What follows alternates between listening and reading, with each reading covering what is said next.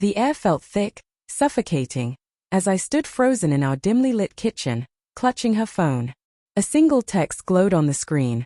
"Last night was electric. When can I see you again?"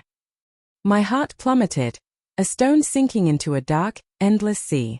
Sarah, my wife of 8 years, the woman who'd laughed with me over burnt toast and held my hand through every storm, had betrayed me. The words weren't from me. I'd never suspected her. Not once. Sarah was the steady rhythm to my chaotic days, her soft brown eyes always seeming to hold a quiet promise of forever. We'd built a life in our modest Seattle home. Lazy Sundays with coffee and crosswords, late-night talks about dreams we hadn't chased yet. But that night, as rain tapped the windows, the illusion shattered. I'd only picked up her phone to check the time. Instead, I found a truth that unraveled everything. The next hours blurred.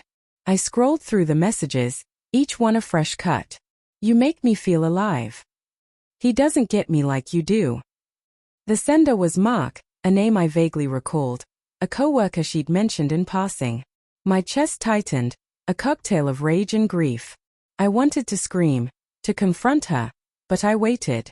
I needed to see her face, to hear her voice crack under the weight of her lies. When Sarah came home, her hair damp from the rain, she smiled like nothing was wrong. "Hey, babe," she said, kicking off her boots. "Long day. You okay?" Her voice was warm, familiar, but it felt like a stranger's now. I held up her phone, my hand trembling. "Who's Mark?" I asked, my voice low, barely containing the storm inside.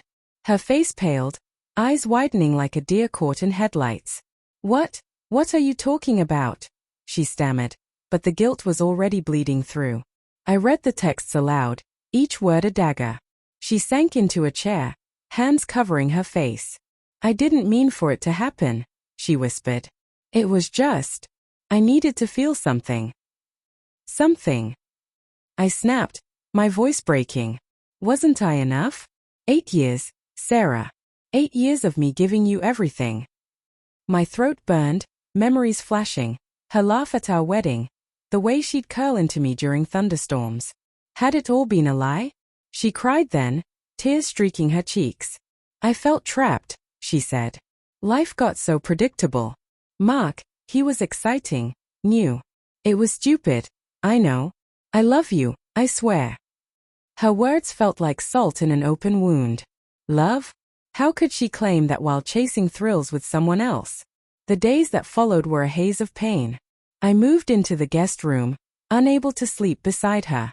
Every creak of the house felt like a reminder of her betrayal.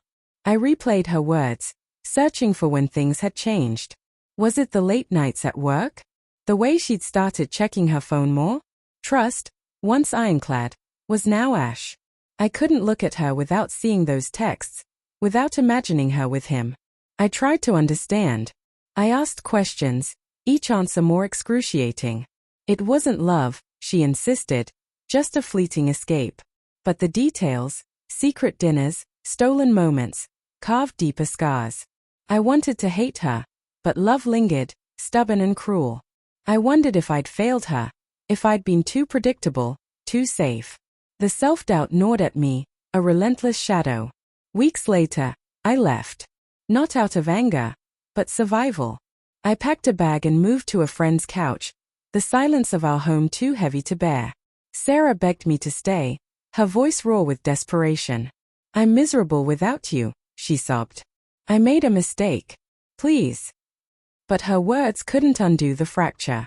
I needed space to rebuild the pieces of myself she'd broken.